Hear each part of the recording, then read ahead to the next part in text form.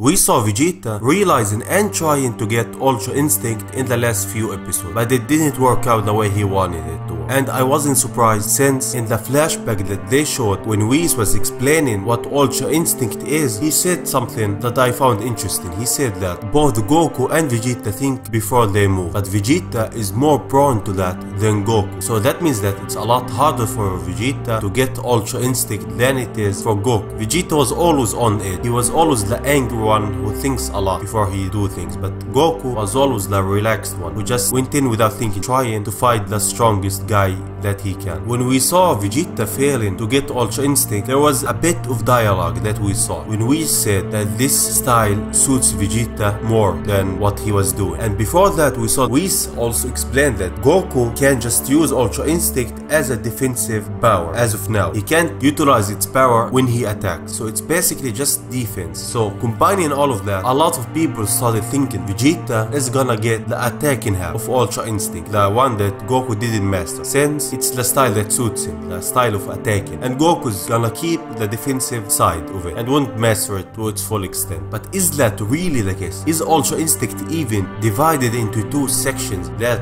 you can get? Well, as of now, the only ones that we saw having a perfected Ultra Instinct are the angels. We know that Beerus has it. The way he has it is the same for Goku, since when Whis was explaining that using it as an offensive power is hard, then he looked at Beerus and said, isn't that right, Beerus? The way Beerus didn't master it is that he can't use it when he attacked. He just can use it as a defense like Goku. As for now, we didn't see anyone who can use it just as an attacking power. In the flashback scene with Whis, there's also a bit of dialogue that is basically explaining what Ultra Instinct is, and it says, and I quote, "Do you overcome it?" Talking about the issue with thinking before you move and that stuff. "You will be able to avoid any danger." And see how he said avoid any danger. He didn't say boost your power or make your attacks a lot stronger. He said avoid. So Ultra Instinct is basically the ability to make your body move away from any danger, and by any danger that means any attack that comes at you. That's the structure of Ultra Instinct. That's the base for what Ultra Instinct is. And when you get that base, then you can expand. Then you can say, well, I got the defensive power like Goku has it. Then I'm gonna get the attacking half. And the attacking half is basically utilizing all the power that you got and using it when you attack. Your attacks will be faster and stronger. That's it. As for now, there isn't a lot that was shown and said about Ultra Instinct except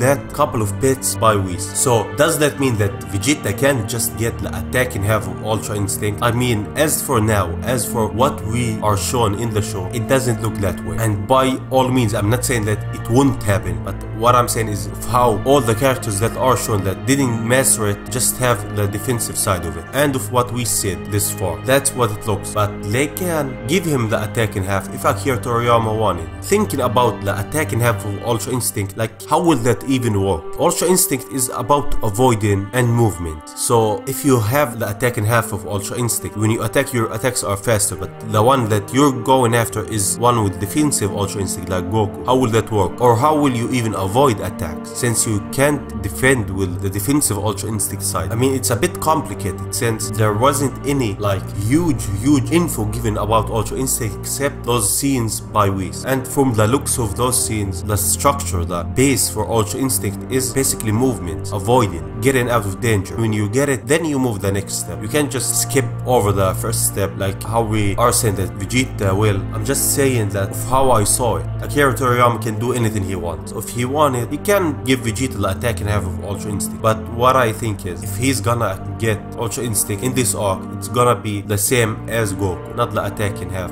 or anything like that. And if they fuse and they both have the same Ultra Instinct, like they didn't master it, Vegeta, his power and the level of Ultra Instinct that he will have will be the same that everyone is assuming it will be if one had the attacking half and the other one had the defensive half. So it won't be as that different. Akira Toriyama is a mysterious creature. If he gave Goku Ultra Instinct against Kefla, then there's a possibility that we will see an attacking half of Ultra Instinct. That's how the mind of Akira works. All he thinks is, why not?